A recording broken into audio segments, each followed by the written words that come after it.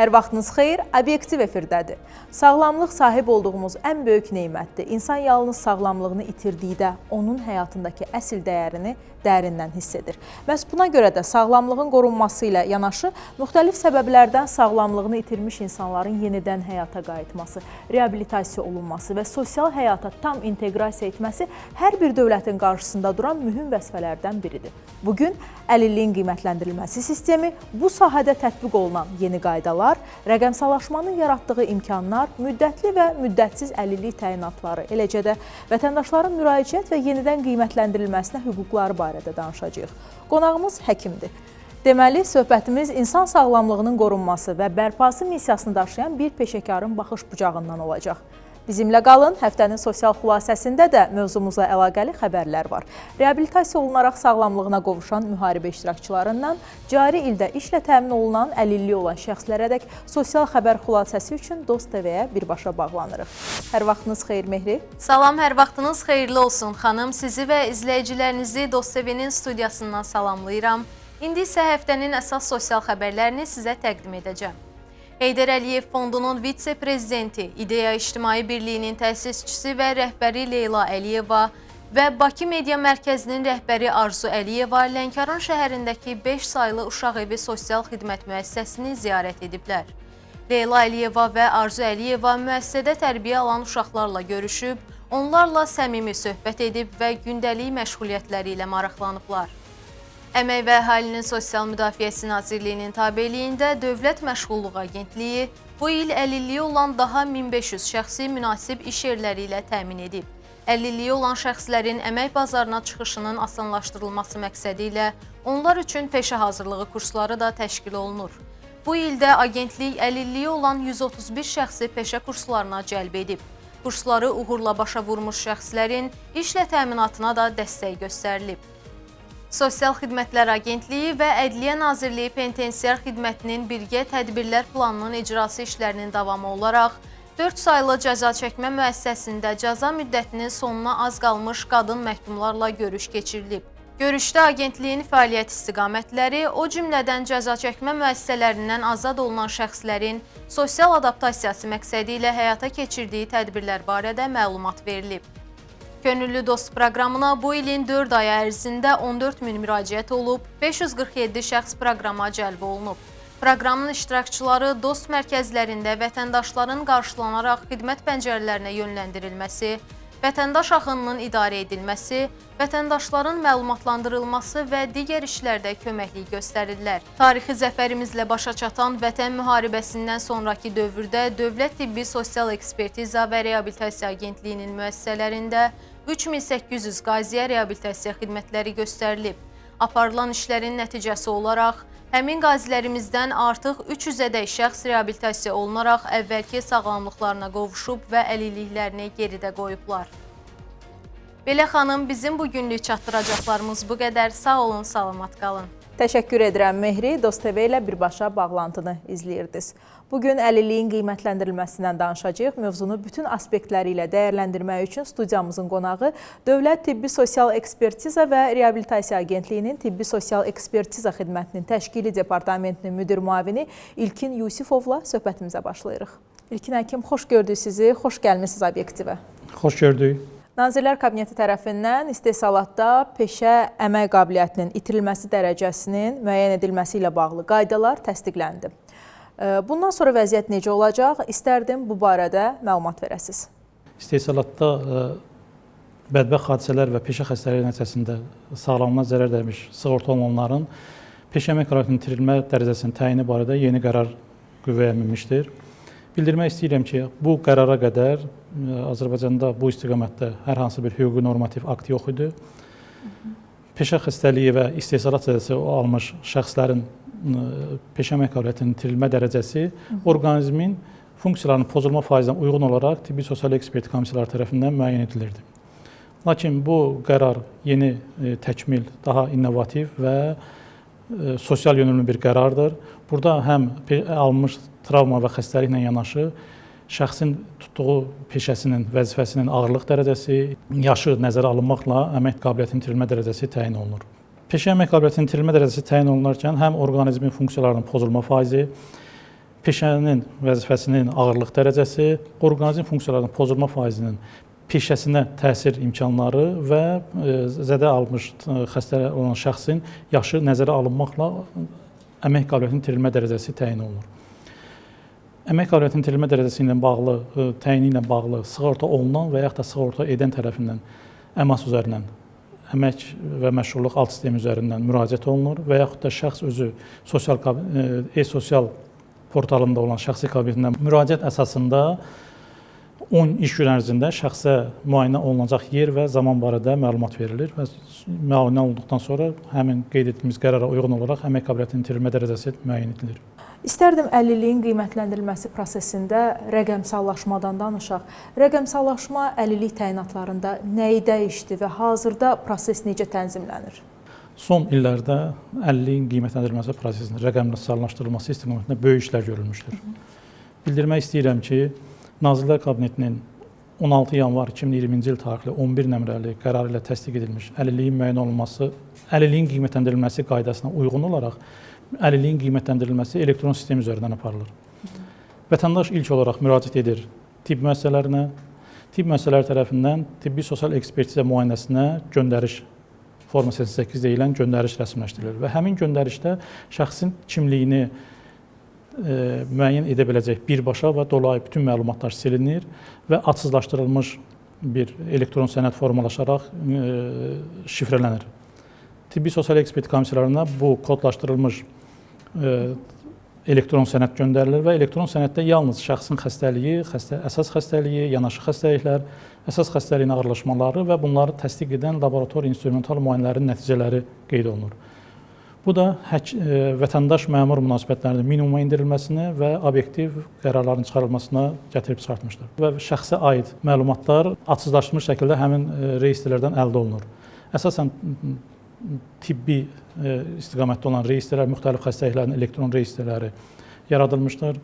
Məsələn, talasemiya xəstələrinin reyestrləri, hemodializ xəstələrinin reyestrləri, şəkərli diabet xəstələrinin reyestrləri, göz xəstələrinin reyestrləri, reyestrlərdən vətəndaşa aid məlumatlar əldə olunur və digər, eləcə də qeyri Əmək və Əhalinin Sosial Müdafiə Nazirliyindən kənarda olan digər dövlət orqanlarından olan məlumatlar əldə edilir. Şəxsin hərbi xidmətə münasibəti, hərbi xidmətdə olub, olmayıb, hərbi xidmət zamanı yaralanma və xəstəlikləri müəyyən etmək üçün hərbi həkim komissiyalarının reyestri yaradılmışdır. Həmin reyestrdən məlumatlar əldə edilir ki, bu da yekun qərarın verilməsində, obyektiv qərarın verilməsində mühüm rol oynayır. Bəs rəqəmsallaşdırma həkimlərin işini asanlaşdırdı deyə bilərikmi? Bəli, asanlaşdırdı. Rəqəmsallaşdırma həkimlərin işini asanlaşdırdı. Bayaq dediyim müxtəlif reyestrlərdən olan məlumatların bəlli zaman daxilində onlayn əldə olunması, bu belə deyək də canlı bir şəkildə olsa, o sürətlə əldə etmək mümkün deyildir. Məlumatlar həm daha sürətlə əldə edilir, həm də adsızlaşdırılmış şəkildə əldə edilir ki, bu da həkimin subyektiv qərarlar çıxarılmasının qarşısını alır.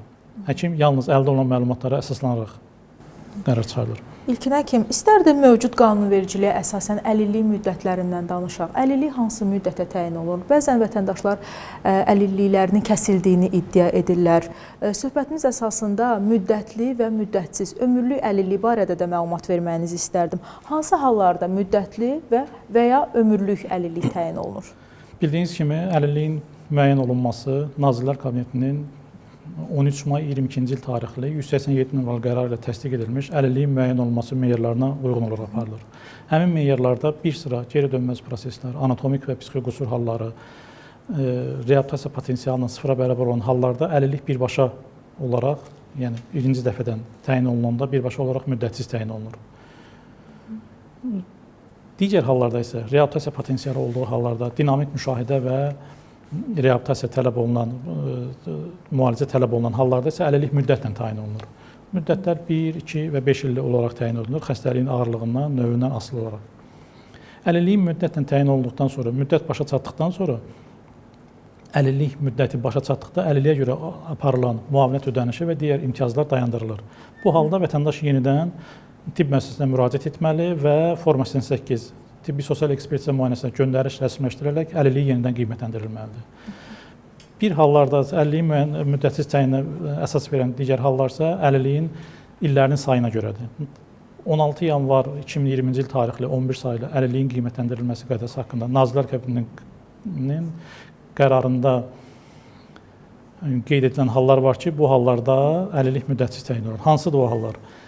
81-100% aralığında 4 il əlillik, arıcıl əlillik olduqdan sonra növbəti müayinə vaxtı, 61-80% aralığında isə 10 il əlillik təyin olunduqdan sonra növbəti komissiya vaxtı və 31-60% aralığında 15 il əlil olduqdan sonra növbəti komissiya zamanı yenə də əlillik təyin olunursa, əlillik müddətsiz təyin olunur.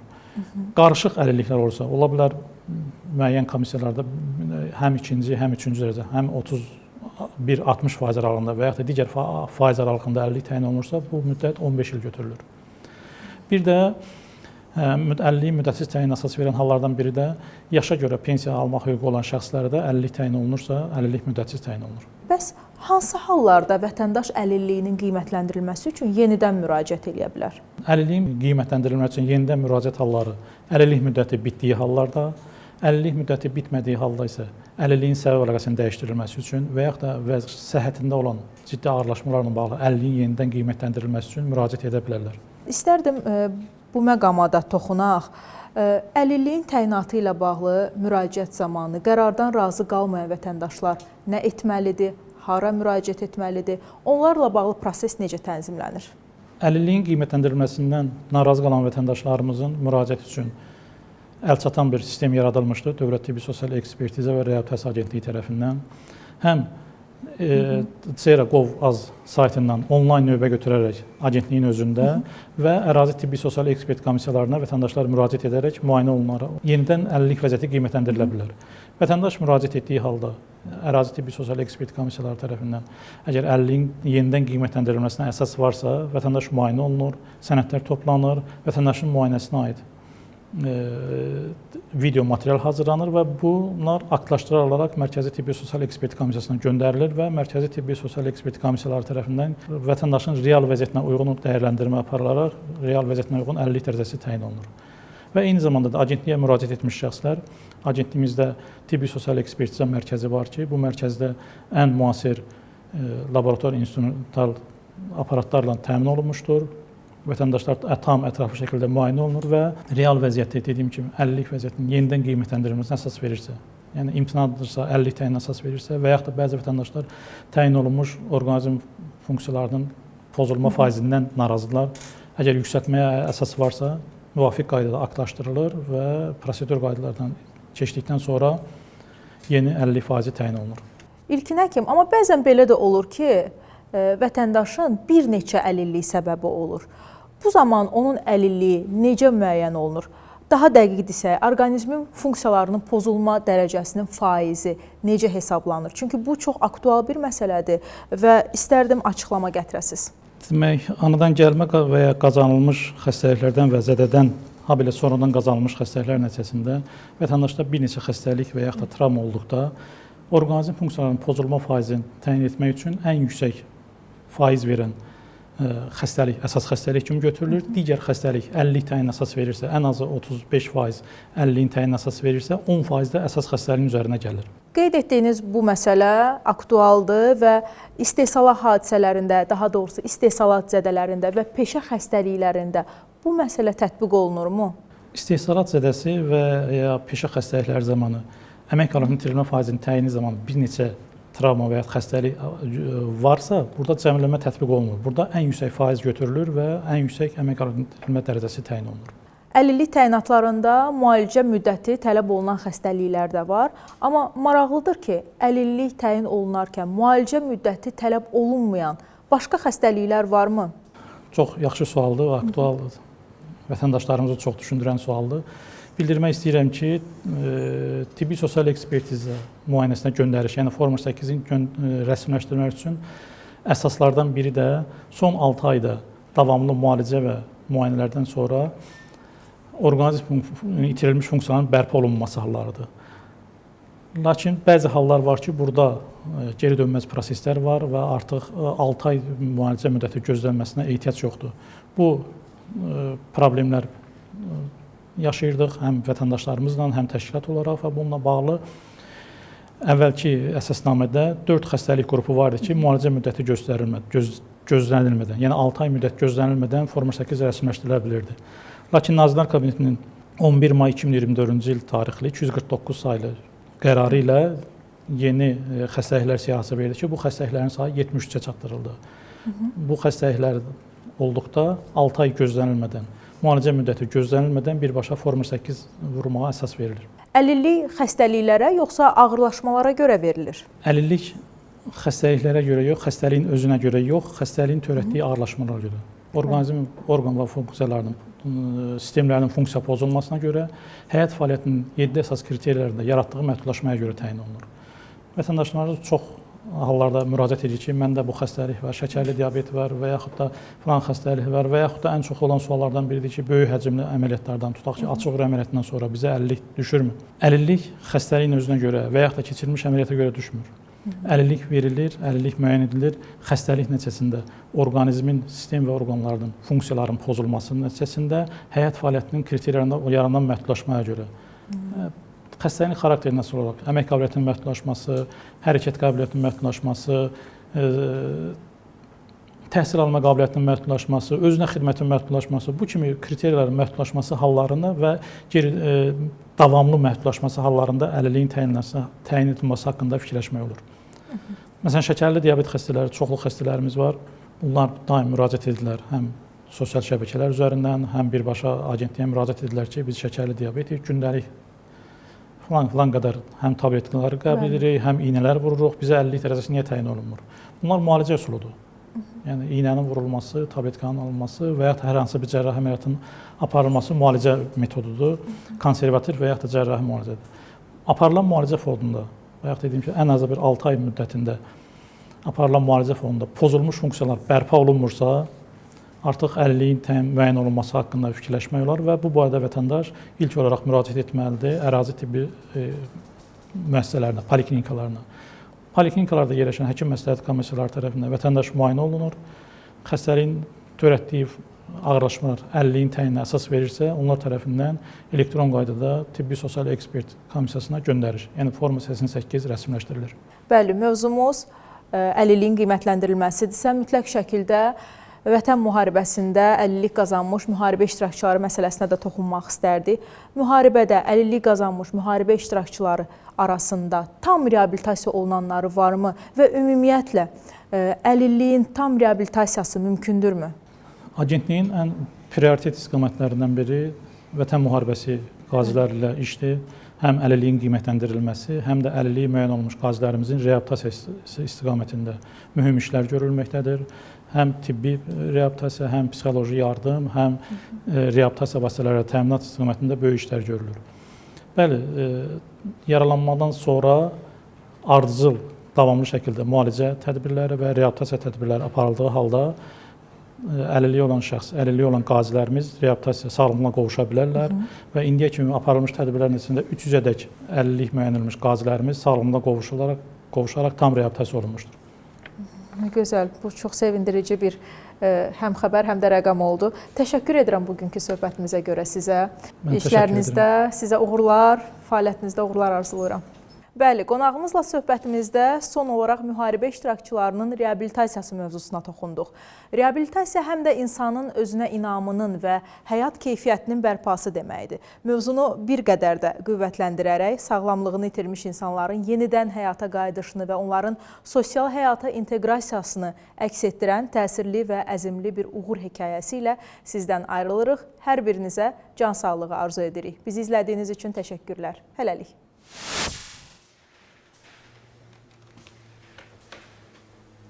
Mən Eminov Emin Bakı metropolitenində böyük elektrik mexaniki vəzifəsində çalışıram.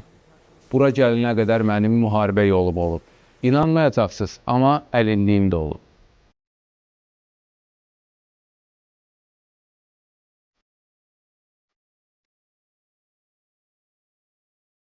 ...2020-ci ildə 28 sentyabr tarixindən ENSA ilə hərbi hissənin tərkibində baş atıcı olaraq ordumuzun əks-hücum əməliyyatlarında iştirak etmək üçün irəliyə doğru yollandıq. Mənim yaralanmağım Xocavənd rayonu istiqamətində Hadrut qəsəbəsinə çatmamış yüksəkliklərdən birində oldu. sağ əlimdən yaralandım. Bir neçə gündən sonra isə təxliyə gəldi və yaralıları apardı. Bakıya, Mərkəzi Hərbi Hospitala gətirdilər. Mərkəzi Hərbi Hospitala gəldiyim ilk günlərdə mən 3 ağır əməliyyat keçirdim. Mənim əlin kəsilmə ehtimalı var idi. Mərkəzi Hərbi Hospitalın həkimləri sayəsində mənim qolum kəsilməkdən xilas oldu. Əlilliyin təyin olunduqdan sonra müxtəlif reabilitasiya xidmətləri aldım. Bakı Reabilitasiya Mərkəzində əlimin və barmaqlarımın funksiyalarının bərpası üçün əl terapiyasından, masaj terapiyasından, miostimulasiyalardan, otbək kimi xidmətlərdən faydalandım. Mən reabilitasiya oldum. Reabilitasiya xidmətləri qəbul edənə qədər mənim biləyim ümumiyyətlə işləmirdi, barmaqlarımın hərəkət eləmirdi, heç bir hərəkəti yox idi. Bu xidmətləri qəbul etdikdən sonra gördüyünüz kimi biləyim aktiv hərəkət eləyə bilir. Barmaqlarım qismən olsa da öz funksiyasını bərpa edib. 2022-ci ilin fevral ayından etibarən mən metropolitndə öz işimə davam elədim. Aldığım reabilitasiya xidmətləri məni həyata yenidən qaytardı. İstəyirəm hamı bilsin ki, mənə əlillik yox, həyata sağlam şəkildə davam etmək lazımdır.